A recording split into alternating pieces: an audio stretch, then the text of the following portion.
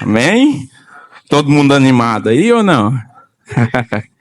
Vamos abrir as nossas Bíblias em Mateus, no capítulo 28, do versículo 16 ao versículo 20. Mateus, capítulo 28, versículo 16 ao versículo 20. E diz assim a palavra de Deus: Os 11 discípulos partiram para a Galileia, para o monte que Jesus lhes havia designado. E quando viram Jesus, o adoraram, mas alguns duvidaram. Jesus, aproximando-se, falou-lhes, dizendo: Toda a autoridade me foi dada no céu e na terra. Portanto, vão e façam discípulos de todas as nações, batizando-as em nome do Pai, do Filho e do Espírito Santo, ensinando-os a guardar todas as coisas que tenho ordenado a vocês. E eis que estou com vocês todos os dias até o fim dos tempos. Amém? Meus irmãos, nós estamos diante de... Podem se sentar, né? Nós estamos diante de um texto muito interessante, emblemático. E se os irmãos estão acompanhando, nós estamos fazendo uma série de pregações a respeito dessa grande comissão, do ID, né? E nós conseguimos ver aqui no capítulo 28 de Mateus que o evangelista está falando a respeito da ressurreição de Jesus. Nós conseguimos ver também em outros trechos, em outros evangelhos, como o de Marcos, capítulo 16, e também Lucas, capítulo 24, o mesmo relato. E aqui nós conseguimos enxergar o propósito do evangelho de Mateus, que é apresentar Jesus para o povo judeu. Justamente por conta disso, há um interesse em apresentar a genealogia do nosso mestre, bem como também há um interesse em mostrar como Jesus cumpriu com o Antigo Testamento. E aqui, mais especificamente, no capítulo 28, nós vemos o relato da ressurreição de Jesus. E nós vemos que Maria Madalena e Maria, a outra Maria, que é a mãe de Tiago, também chamado de Alfeu, né, Tiago Alfeu, elas vão ao sepulcro para fazer algumas atividades. Isso era no domingo. No entanto, elas se deparam com um anjo, o qual afirma que Jesus já não se encontrava lá. Jesus estava ressurreto, ele havia ressuscitado. E esse anjo então diz para aquelas mulheres que elas deveriam ir e anunciar aos discípulos que Jesus estava vivo e que era para eles se encaminharem até o lugar em que Jesus havia designado. Em outros textos, também nos outros evangelhos, nós vemos que Jesus se encontra com outros 2 discípulos e dá a mesma ordem. Vão, falem aos meus discípulos que eu quero encontrar-lhes naquele monte, lá na Galileia. E nós vemos que os discípulos, todavia, apesar dessas ordens, apesar de tudo que Jesus já havia dito e tudo que ele havia provado, eles ainda temem, de certa forma, e eles inicialmente não querem ir. Eles demoram um pouco para tomar essa atitude. Depois nós vemos, então, que apesar dessa dúvida, apesar da dificuldade desses discípulos de seguirem esse comando, eles decidem, aqui no versículo 16, eles partem para a Galileia, para onde Jesus havia dito. E nós vemos que este encontro de Jesus com os discípulos vai nos ensinar algumas lições. E nós vemos que eles estão com dúvida, alguns deles estão com dúvida. Afinal, se você vir alguém apanhando, alguém sendo morto, alguém sendo crucificado, e mesmo que essa pessoa diga que vai ressurgir, vai ressuscitar, muitas vezes nós poderíamos duvidar também. Então Jesus diz: olha, sou eu de fato. tem um pouquinho de comida aí para mim, que espírito ia comer, né? Nenhum espírito pediria comida, porque fantasmas não comem. E a gente vê isso lá em Lucas, quando ele fala que ele não é um fantasma. E Jesus, então, depois de ter provado para aqueles discípulos que ele de fato havia ressuscitado, ele faz o que nós chamamos de a grande comissão. E é sobre isso que nós vamos estudar nessa manhã. É sobre isso que eu quero falar com os irmãos nessa manhã. E para apresentar essa pregação, eu faço uma pergunta inicial, que será respondida ao longo de toda a exposição. A pergunta é: por que devemos ir e fazer discípulos? Esta é a pergunta inicial. E para nós começarmos a responder a essa pergunta, eu quero que os irmãos, mais uma vez, vejam no versículo 18, que diz assim, Mateus 28, 18. Podem deixar a Bíblia aberta, que a gente vai acompanhar durante toda a pregação, esses mesmos versículos, fazendo uma exposição de cada um deles.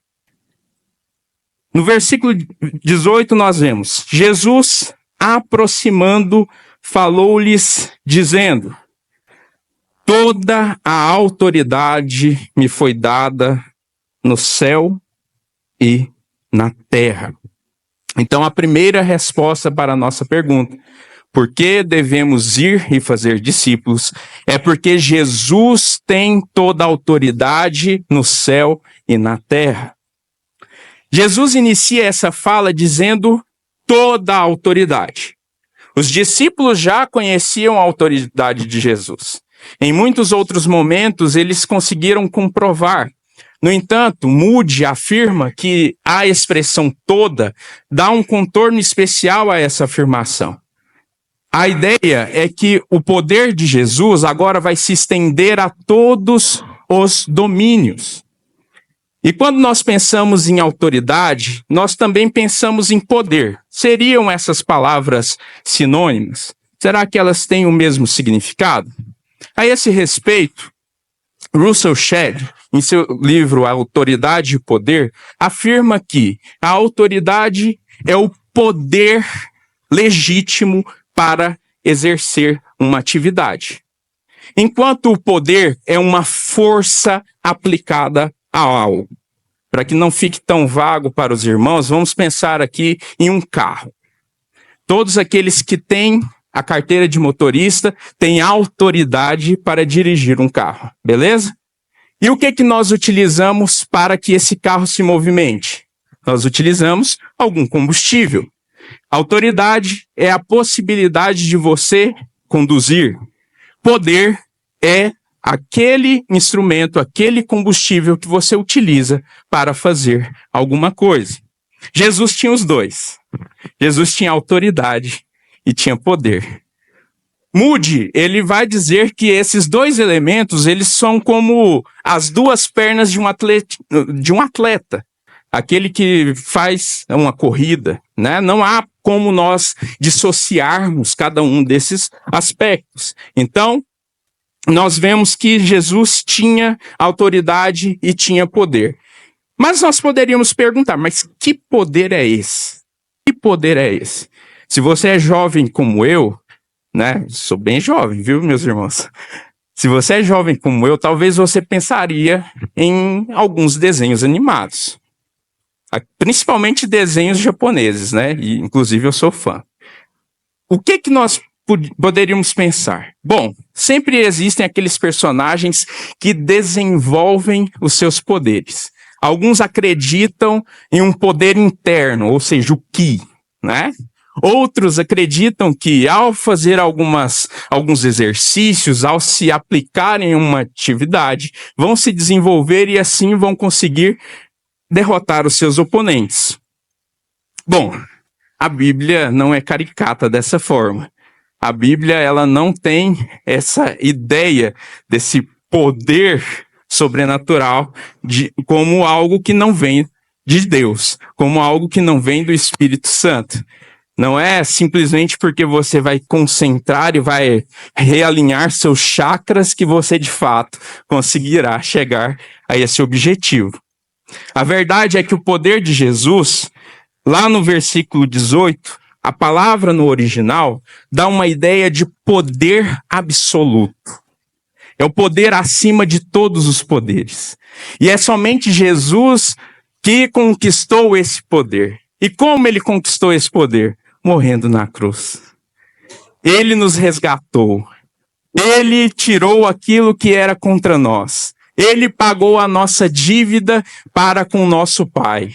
E por isso, lhe foi concedido esse poder absoluto, esse poder que está acima de todos os outros. Então a palavra no original grego dá uma ideia de poder absoluto. E nós veríamos também essa mesma palavra grega em Mateus 21, 23 e também em Marcos 2, 10. Especificamente, Marcos 2, 10, nós vemos Jesus falando que tem o poder de perdoar os pecados.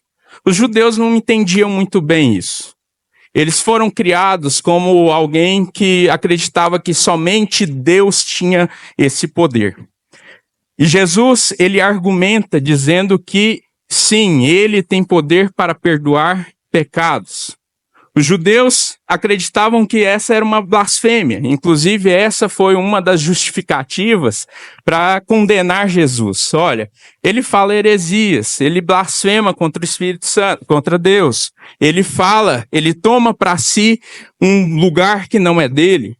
Mas nós vemos que foi o próprio Deus que concedeu a Jesus esse poder. Vamos abrir em João, capítulo 5, versículos 26 e 27. Evangelho de João, capítulo 5, 26 e 27.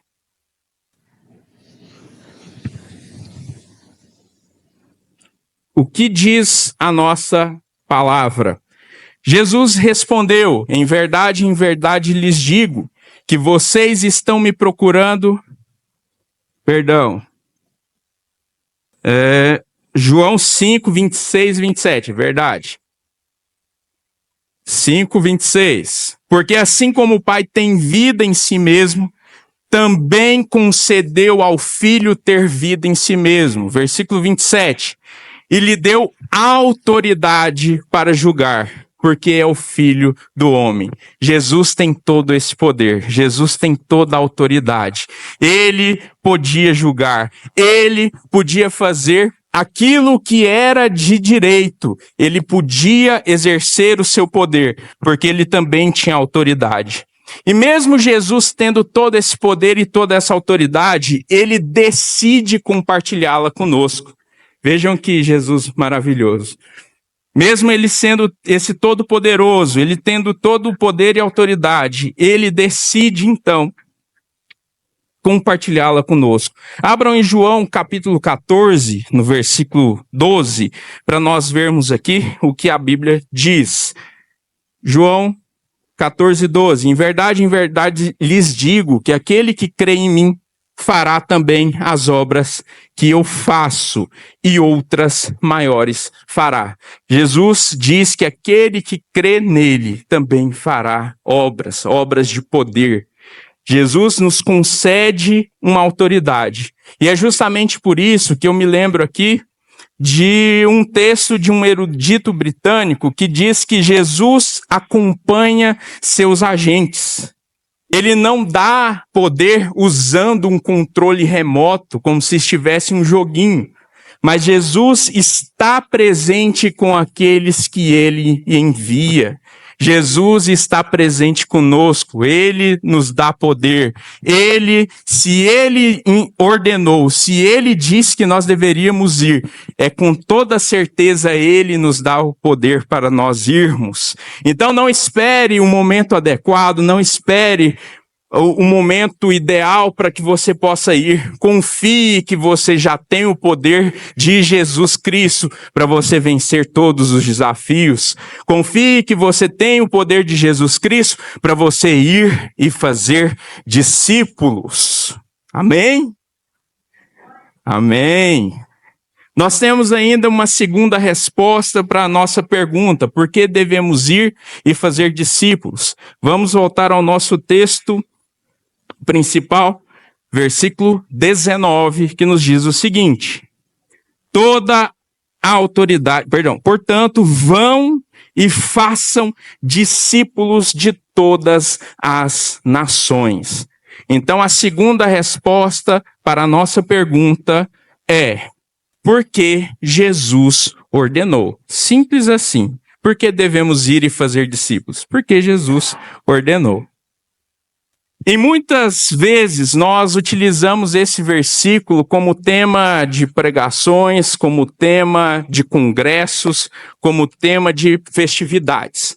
Nós gostamos de ressaltar a importância do ir, ide, né? Vão. Só que em alguns momentos nós não pensamos no poder ou na realidade dessa palavra e como ela deve ser utilizada por cada um de nós. Se nós resgatarmos aqui a pregação do pastor Eberson, e nós resgatarmos também a pregação do pastor Éder, nós veremos que a palavra ide, ou vão no original, ela pode ser enxergada como tendo ido, ou ainda indo. E assim, da mesma forma, o pastor Éder também disse que é importante nós pensarmos em uma igreja em movimento, que está constantemente fazendo. Por isso que nós precisamos enxergar essa palavra não somente como esse imperativo, vão, mas você precisa enxergar essa palavra como um processo contínuo, ou seja, nem sempre precisamos de um ponto de início, nem sempre precisamos de um ponto de partida. Nós precisamos pregar enquanto nós vamos. Enquanto nós continuamos a nossa caminhada, enquanto nós fazemos a obra de Deus, nós precisamos pregar. Eu me lembro aqui de uma história, a história de Filipe e do eunuco. Inclusive tem um livro, né? Entendes tu o que lês? Ou entendes o que lês? E se nós pensarmos nessa história, nós veremos que Filipe está ali e ele ouve a voz do Espírito Santo. E ele então vai até o caminho de Jerusalém, né? O eunuco estava retornando depois de fazer algumas atividades. E esse eunuco estava então lendo os profetas, ele estava lendo ali esses textos, mas ele não conseguia compreender. Filipe, então, fica ao lado daquela carruagem, ele acompanha aquele eunuco, e durante esse processo, durante essa caminhada, ele faz, ele prega, ele explica.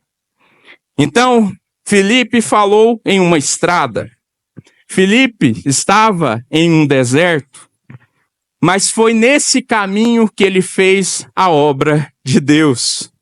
Enquanto ele ia, ele pregava. Enquanto ele caminhava, ele fazia aquilo que Deus havia mandado. Para nós aplicarmos essa realidade, eu posso contar aqui para vocês uma experiência pessoal. Há algum tempo, minha esposa e eu havíamos decidido mudar de igreja. Nós, então, deixamos uma das congregações em que estávamos e partimos então para outra igreja, para outra denominação. E sem entender muito bem o motivo pelo qual isso estava acontecendo, né? Nós gostamos ali da liturgia, nós gostamos ali da pregação, nós gostamos de outros elementos também e decidimos ficar ali naquela igreja. Ao observar que nós havíamos mudado de igreja, um primo meu também se interessou. Ele pensou, bom, o que tem de diferente lá? E ao conversar com ele, ao verificar, né, o que ele pretendia, nós marcamos então uma visita para que ele também estivesse ali, para que ele também visse aquilo que nós vimos. O resultado disso é que esse primo, um adolescente, com dificuldade de congregar, gostou daquele lugar e ficou ali. Hoje, Obviamente eu estou aqui. Nós estamos aqui. Nós retornamos à Assembleia. Mas a ideia aqui é que nós fomos, enquanto nós íamos, nós plantamos. Nós deixamos uma sementinha, e essa sementinha já está frutificando. Pois hoje, não somente o meu primo está indo à igreja, mas a sua mãe e o seu irmão também. Então, enquanto nós vamos, nós fazemos. Enquanto nós decidimos sair, colocar-nos em movimento, nós também precisamos fazer a obra de Jesus. Jesus nos ordenou, Jesus falou, vão e façam discípulos. Então faça da mesma forma, não perca nem mais um minuto. Enquanto você vai, pregue. Enquanto você está fazendo a obra, sempre esteja atento àquilo que Jesus quer da sua vida. A ordem já foi dada. Você precisa tão somente ir e pregar o evangelho para toda criatura. Então nós vimos aqui mais uma das razões pelas quais nós devemos ir e fazer discípulos. É porque Jesus ordenou. Agora vamos para a terceira razão, ou a terceira resposta. Se encontra no versículo 19, a partir da parte B. Então, portanto, vão e façam discípulos de todas as nações, batizando-as em nome do Pai. Vão e façam discípulos de todas as nações. Perdão, meus irmãos, aqui fugiu tudo. Eu resolvi comprar uma Bíblia e essa Bíblia está com a letra desse tamanhozinho, né? E eu não estou enxergando muito bem. Então, o versículo 19 nos diz assim: vão e façam discípulos de todas as nações. A terceira resposta para a nossa pergunta é: porque há potenciais discípulos em todas as nações. Muitas pessoas têm vontade de ir para fora do país. Muitas pessoas têm esse desejo, acham que aqui não é um país tão adequado, não é um país tão bom, ou talvez até gostem do país, mas veem uma perspectiva melhor em outros lugares. E muitas pessoas, inclusive, querem fazer missões transculturais, querem ir para outros países para pregar o evangelho. Só que quando nós olhamos para a nossa Bíblia, em diferentes momentos nós vemos que a ordem é de começar em Jerusalém. Lá em Atos nós conseguimos enxergar isso. Então comece, portanto, por Jerusalém, depois vá para Samaria, e, no final, vá até os fins ou os confins da terra. Nós pensamos assim, né, que precisamos tão somente sair, ir para outros países para fazermos a obra, quando, na verdade, nós estamos tendo contato com pessoas do mundo inteiro o tempo todo. Nós vivemos em um contexto de globalização. Há algum tempo atrás era impossível que nós conversássemos com os nossos parentes, com os nossos familiares que estivessem do outro lado do mundo. Hoje, por conta das tecnologias que nós temos essa possibilidade. Não somente isso, houve também um contexto de migração muito grande. Talvez você conheça algum venezuelano, talvez você conheça alguma pessoa do Haiti, um haitiano. Às vezes você conhece pessoas que vieram aqui para o Brasil para tentar uma oportunidade. E quando a Bíblia fala que Jesus fala, vá e faça discípulos de todas as nações, Jesus está dizendo que existem potenciais discípulos em todos os lugares e de todas as nações. Antes havia uma exclusividade. Em outro momento, nós víamos que Jesus, Deus mais especificamente, havia escolhido o povo de Israel. Porém, o povo de Israel, que era para ser um povo exclusivo, um povo que deveria servir como um referencial, como uma vitrine de Deus para as outras nações do mundo, esse povo então rejeita a Jesus. Rejeita o Mestre. Esse povo então decide deixar de lado Deus, deixar de lado Jesus Cristo. E por conta disso, e por conta de Jesus Cristo haver morrido na cruz, agora nós somos chamados de povo de Deus. Nós também fazemos parte desse povo. Antes nós éramos somente os gentios. Antes nós estávamos longe daquela promessa. Antes nós não configurávamos como esse povo. Mas hoje nós já somos considerados como povo de Deus. Se vocês observarem lá na primeira carta de Pedro, capítulo 2, versículos 9 e 10. Primeira carta de Pedro 2, 9 e 10. Vai dizer o quê?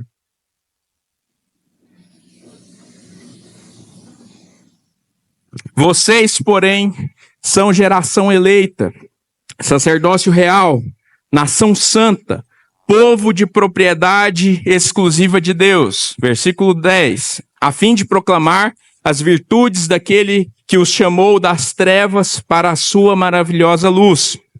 Versículo 10.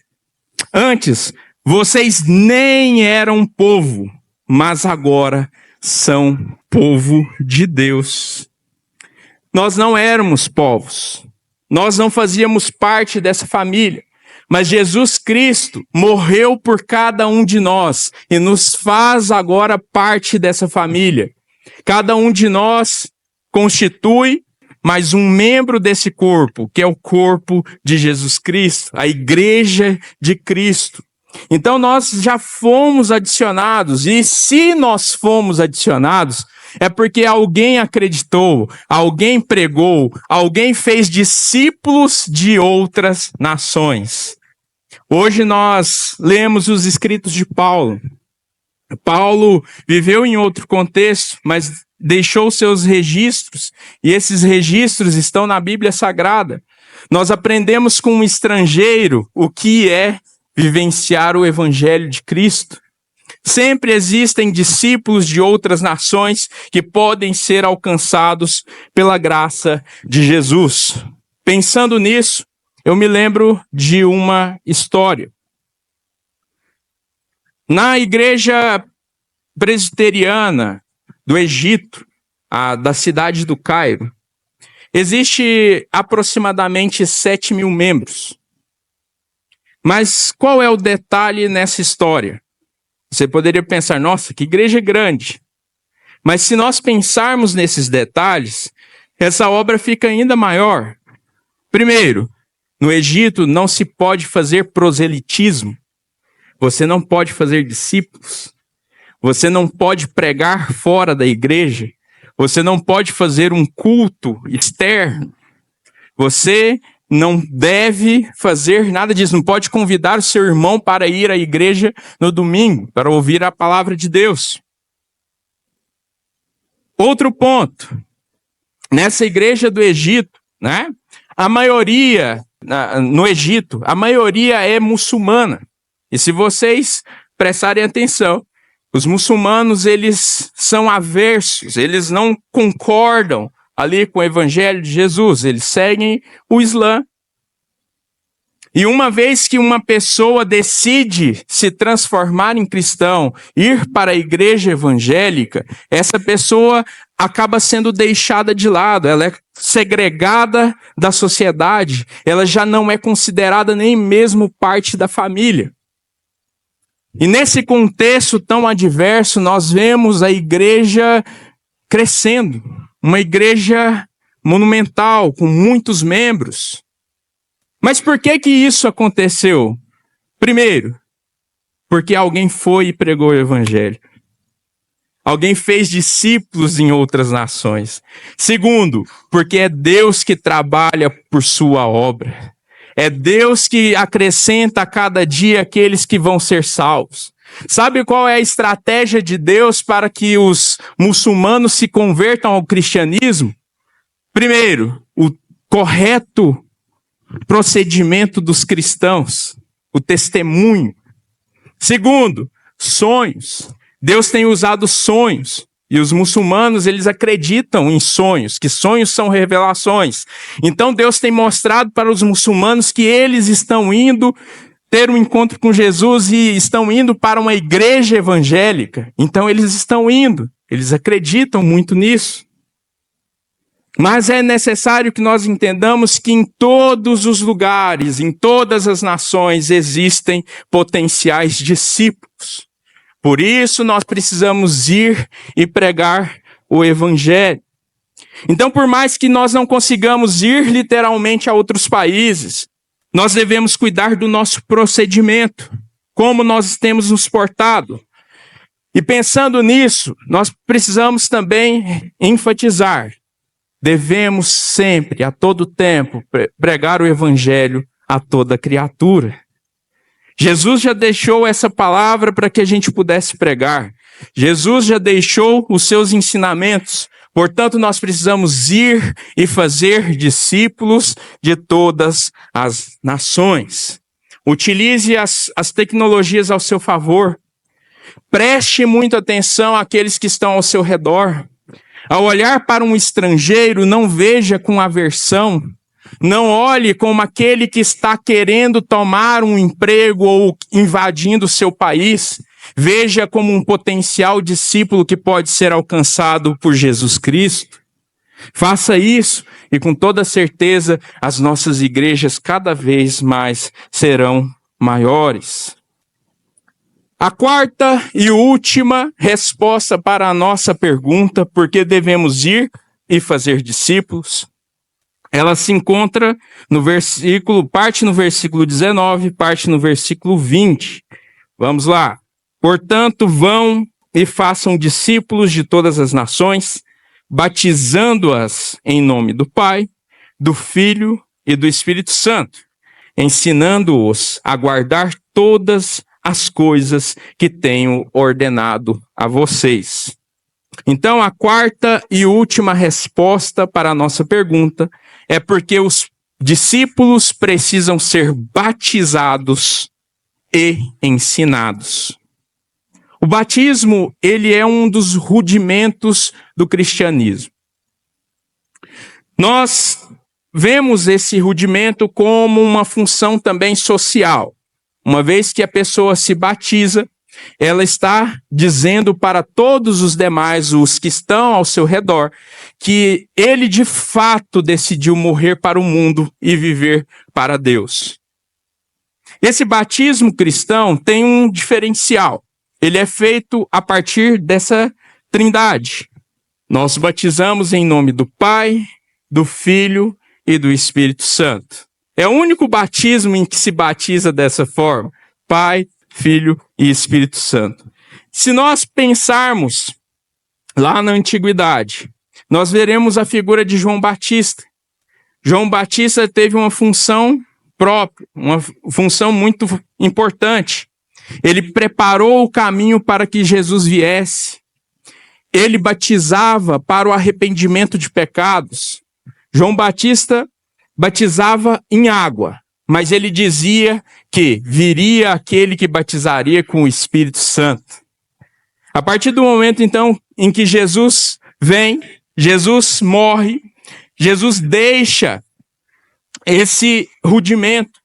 Nós agora precisamos batizar em nome do Pai, do Filho e do Espírito Santo, sabendo que, muito além de um elemento místico, isso também é uma forma de nós declararmos isso, que nós morremos para o mundo e agora nós vivemos para Deus.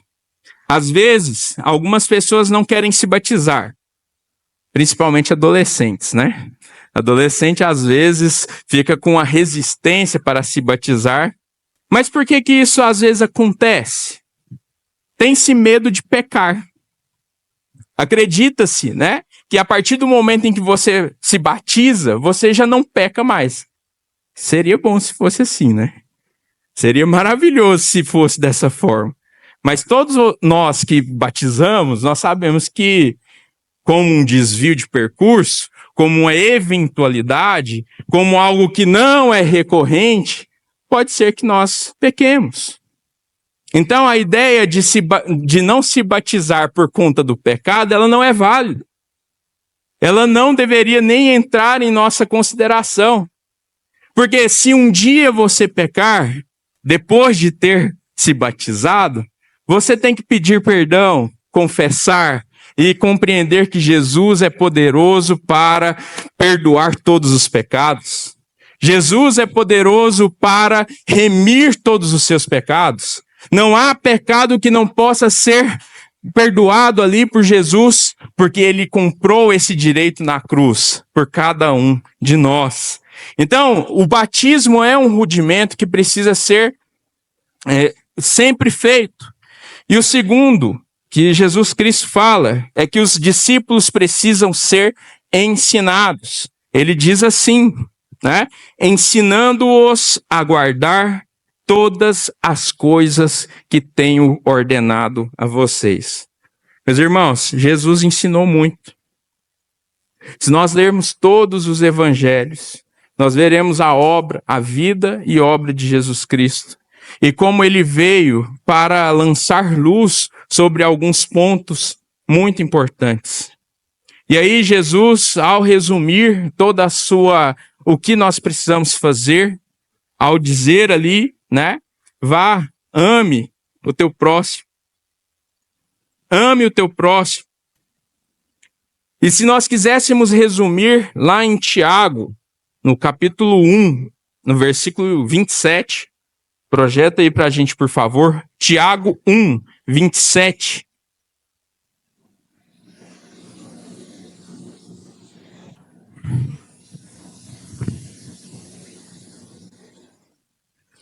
Nós temos esse versículo, eu gosto muito desse versículo, porque eu entendo como uma síntese, né, do Evangelho.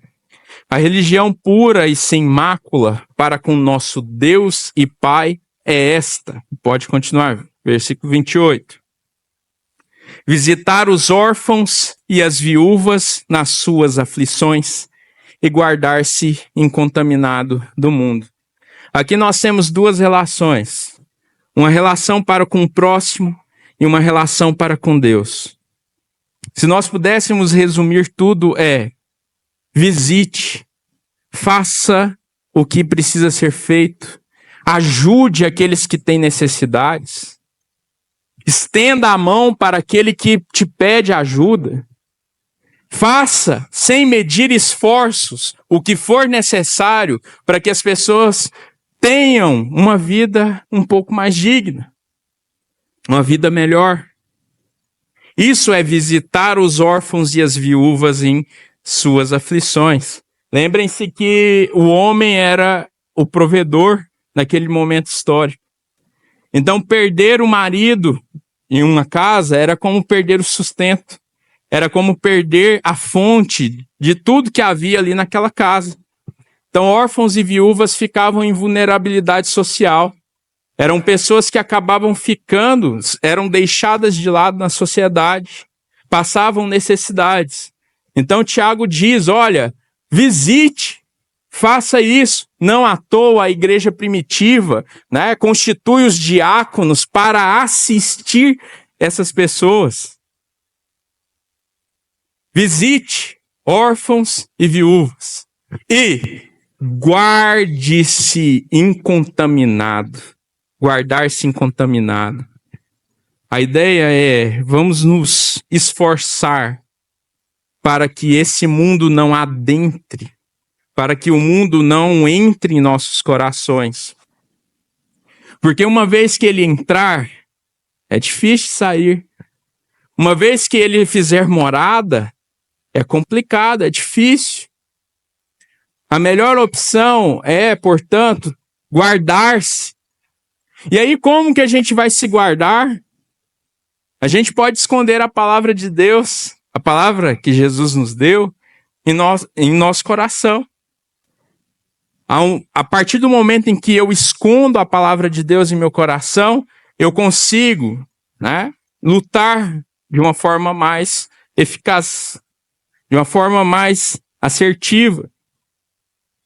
Para nós pensarmos na importância de ensinar, e aí vem a ideia, ensinar a guardar tudo aquilo que Jesus disse, nós poderíamos pensar na figura de um lenhador.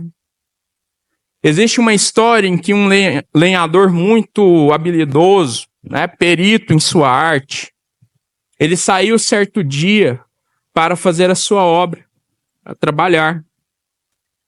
E mais especificamente nesse dia, ele foi para um lugar onde ele não estava tão acostumado a ir. Ele foi para um ponto da floresta em que ele não estava muito acostumado. E ali ele trabalha, e ele observa que o sol já está começando a se pôr. O dia está indo. E obviamente que na floresta nós não deveríamos passar a noite, né? A não ser que nós sejamos sobreviventes, né? Façamos parte daqueles programas de sobrevivência do Discovery Channel e por aí vai. Mas é difícil sobreviver à noite em uma floresta. E aquele homem então se preocupa e ele decide retornar para a sua casa. Não obstante, porque ele não conhecia muito bem aquele caminho, porque até então ele não tinha ido para lá, ele se perde. Mesmo tendo um recurso em mãos, um recurso em seu bolso, ele decide não utilizá-lo. E qual era esse recurso? A bússola.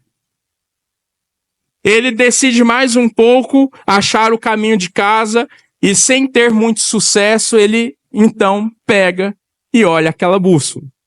E ao observar a bússola, ele vê que ele está indo no caminho contrário ao da sua casa. Ele estava indo para o outro lado.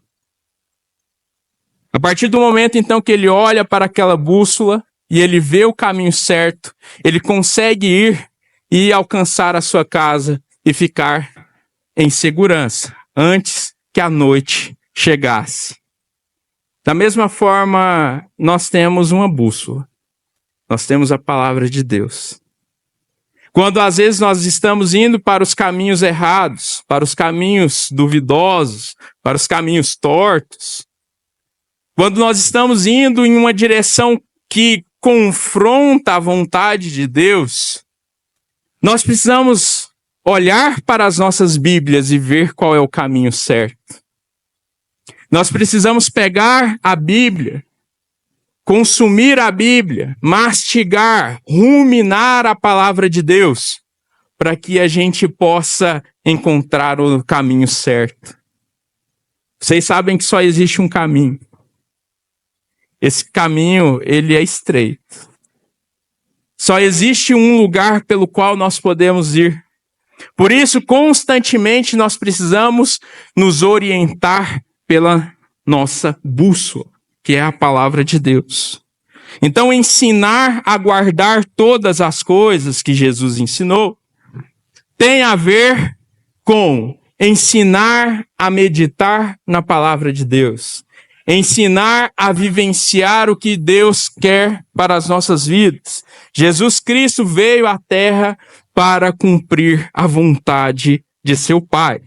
Então, a última resposta para a nossa pergunta é porque os discípulos precisam ser batizados e ensinados.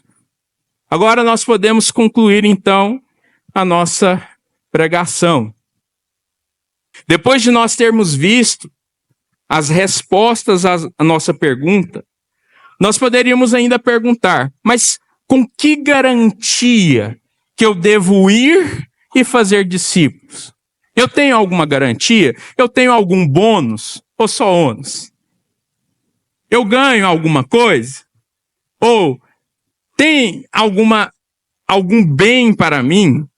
Aí nós voltamos lá no versículo 20, na última parte do versículo. E Jesus diz assim, 28, 20.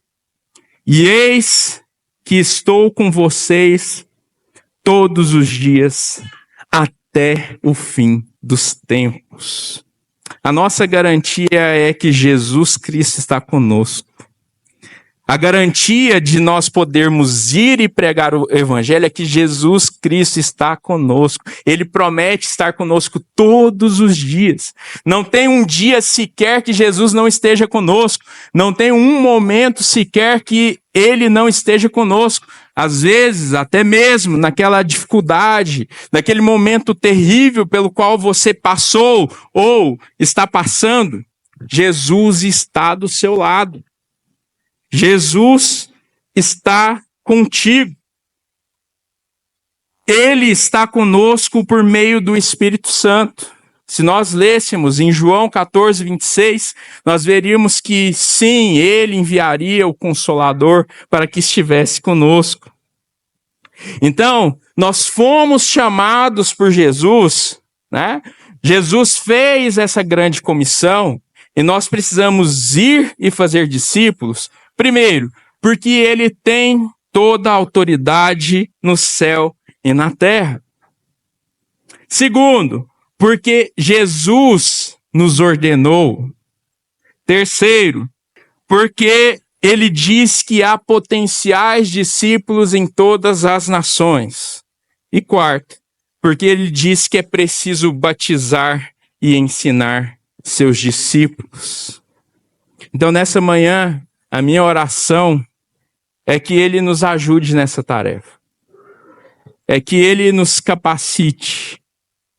É que ele sempre nos lembre que ele vive e que nós não devemos ter medo.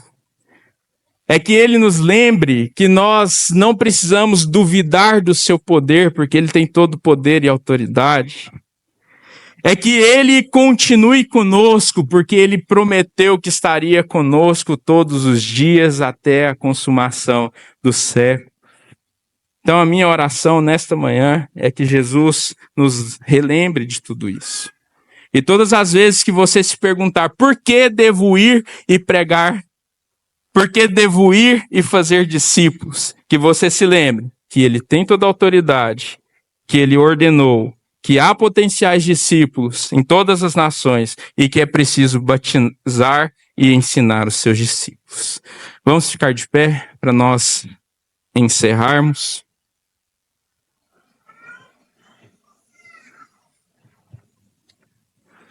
Deus, nós agradecemos, porque nesta manhã o Senhor nos ensinou, o Senhor falou aos nossos corações e nos disse por que nós devemos ir e fazer discípulos. Que essa palavra se torne realidade em nossas vidas e que nós possamos cumprir integralmente o teu chamado. Que nós, enquanto estivermos indo, que nós preguemos o teu evangelho. Que nós alcancemos outras pessoas, pessoas de outras nacionalidades. Meu Pai, que nós também possamos batizar em nome do Pai, do Filho e do Espírito Santo, e que nós também ensinemos os discípulos a guardar todas as coisas que o Senhor já nos ordenou. Meu Pai, nós te agradecemos, porque o Senhor nos dá uma garantia de que o Senhor estaria conosco até o fim do tempo, até a consumação dos séculos. E por isso, meu Pai, nós agradecemos, porque o Senhor sempre, de fato, está conosco, nos ajudando em todas as nossas dificuldades. Muito obrigado por teu Filho amado Jesus Cristo, que morreu na cruz para nos salvar. E muito obrigado pelo Espírito Santo, que nos consola e nos acompanha todos os dias de nossa vida. Amém e amém.